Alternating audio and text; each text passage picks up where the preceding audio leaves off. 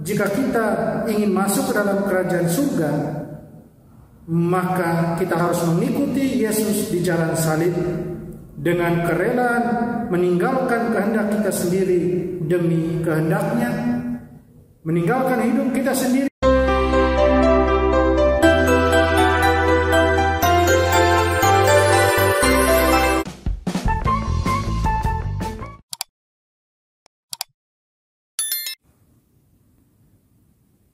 Shalom, salam damai sejahtera Bapak Ibu, Saudara dan Saudariku seiman.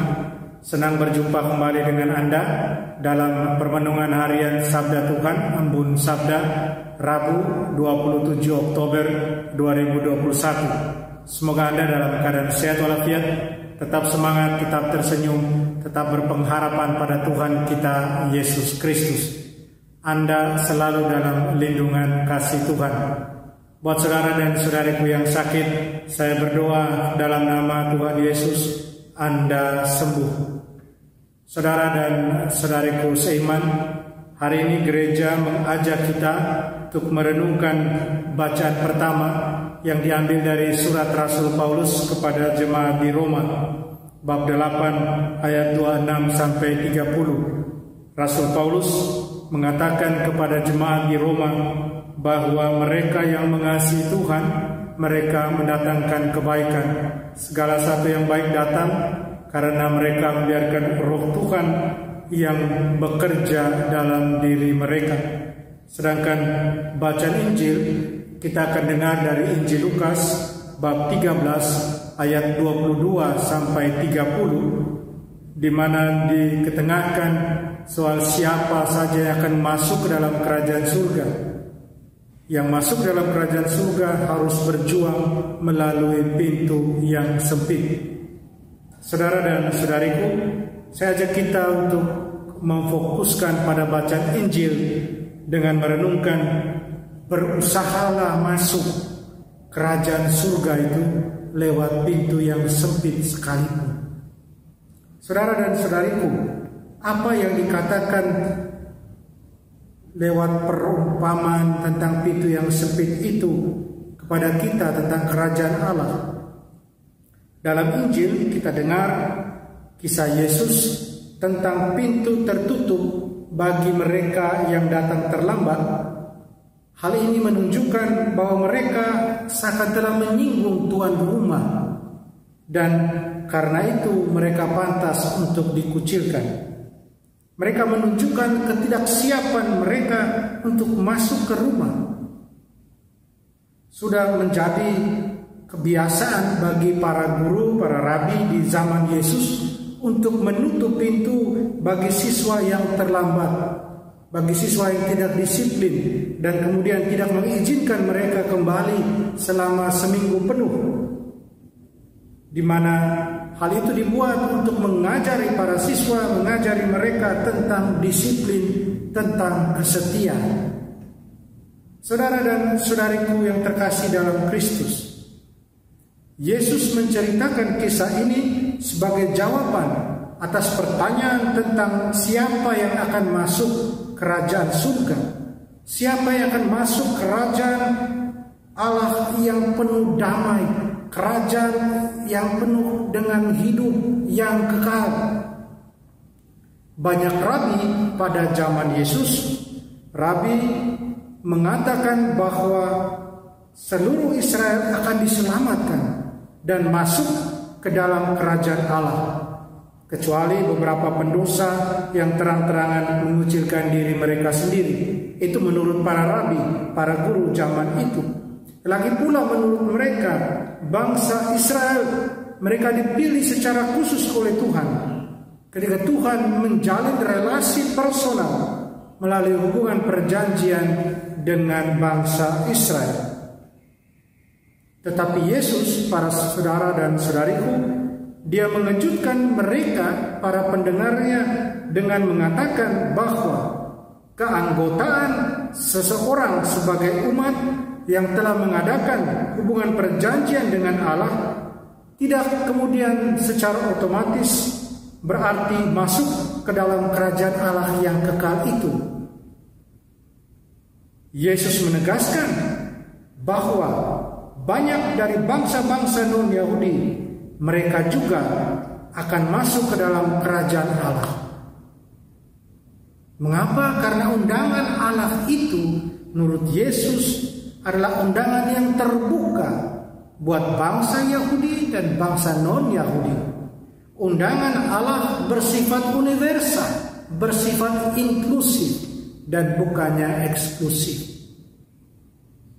Saudara dan saudariku yang terkasih dalam Kristus, Yesus juga memperingatkan bahwa kita dapat dikecualikan jika kita tidak berusaha masuk melalui pintu yang sempit. Apa yang Yesus maksudkan dengan ungkapan ini? Pintu yang ada dalam pikiran Yesus adalah dirinya sendiri. Akulah pintunya. Jika ada orang yang masuk melalui aku, dia akan diselamatkan. Kita bisa baca dalam Yohanes bab 10 ayat 9. Allah mengutus anaknya yang tunggal, Tuhan kita Yesus Kristus, untuk membuka jalan bagi kita, agar kita memiliki akses penuh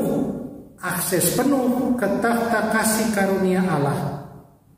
Kita punya akses untuk diperkenankan, akses ke berkat Tuhan.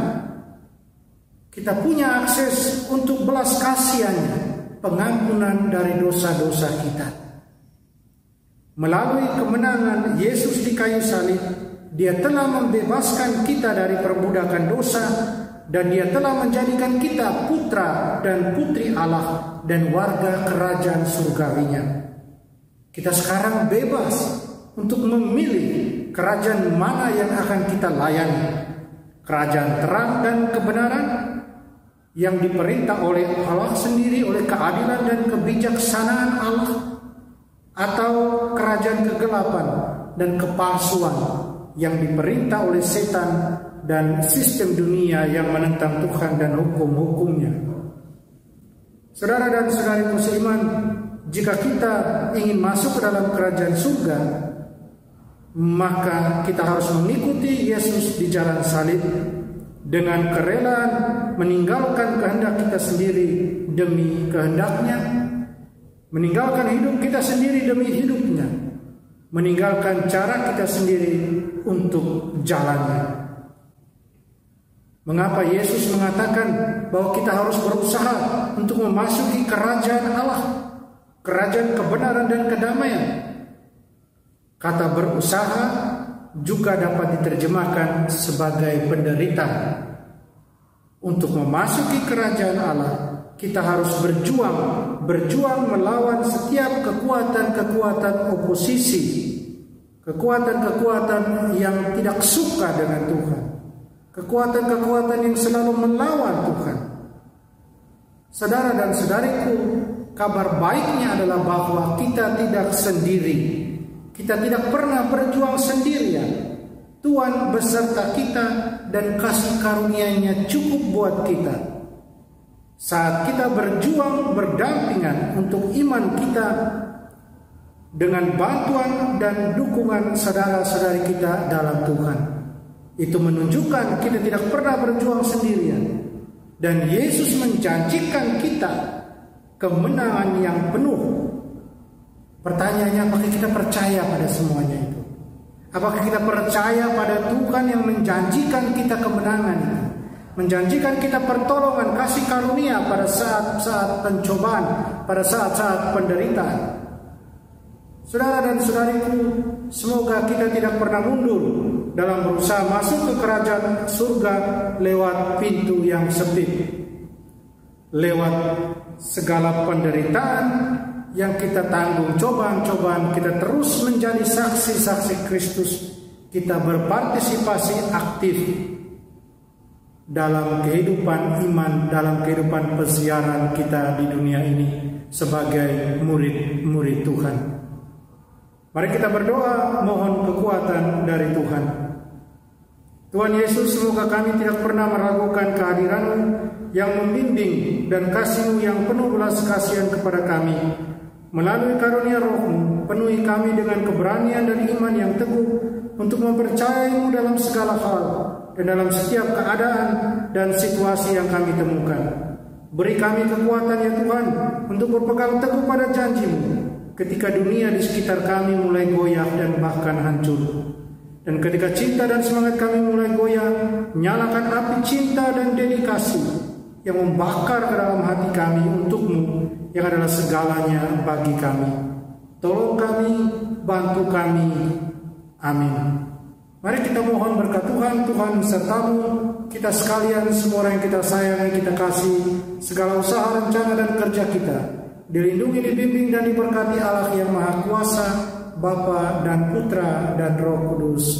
Amin.